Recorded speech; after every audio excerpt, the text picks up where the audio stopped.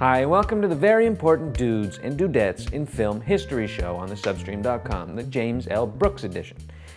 For many folks, James L. Brooks is a name they can't quite place.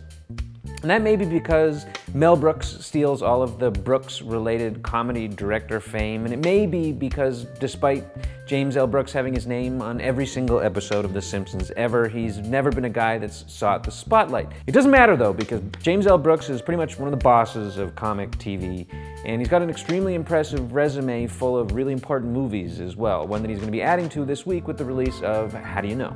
You gotta start in TV writing for shows like My Mother the Car, That Girl, and The Andy Griffith Show. And then kind of right after that, he just kind of basically revolutionized comedy on TV with the Mary Tyler Moore Show in 1970. Mary Tyler Moore Show benefited, this is cool TV history, from this thing called the Rural Purge, which happened at CBS and the other American network TV stations, which was basically a 3-year holocaust in which a whole bunch of really popular farm, rural, yeehaw, good old boy TV shows were canceled. And that was because TV executives basically discovered the concept of demographics. And they discovered in particular that advertisers really liked the urban, young, have money demographic. And that was not the demographic that liked all of these weird rural shows. Pat Buttram, who played Mr. Haney on Green Acres, called 1970 the year that CBS canceled everything with a tree in it. They canceled Green Acres, they canceled Lassie, they canceled Hee Haw.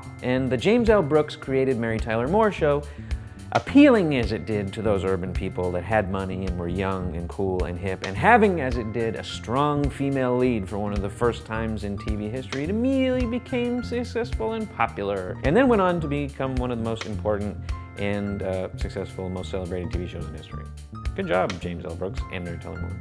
After spinning off Rhoda and the dramatic Ed Asner vehicle Lou Grant, James L. Brooks went on to create Taxi, which, despite having Danny DeVito, it was eventually canceled. But that's okay, because that helped usher James L. Brooks directly, more or less, into feature filmmaking, which he did with the mild, kind of funny, pretty okay Starting Over. He followed that up immediately with the extremely successful, extremely popular Terms of Endearment, for which he won the Oscar for Best Picture, Best Director, and Best Adapted Screenplay for his version of Larry McMurtry's novel.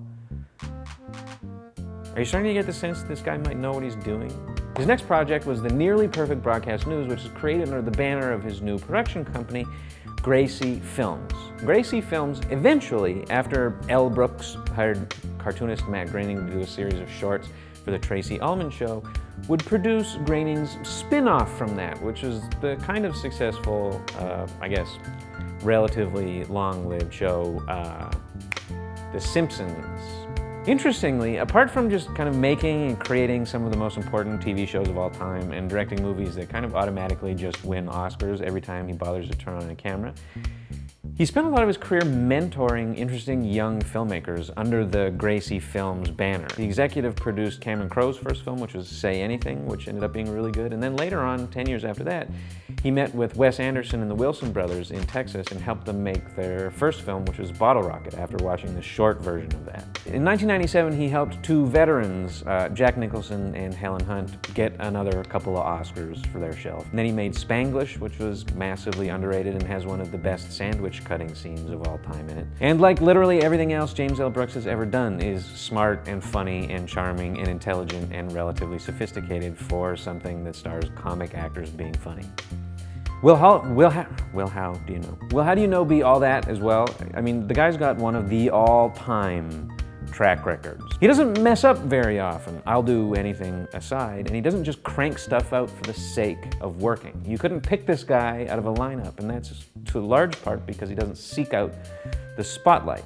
We should, however, seek out his films because almost everything that he does is worth watching. And that's why he is one of the very most important of the very important dudes and dudettes in film history.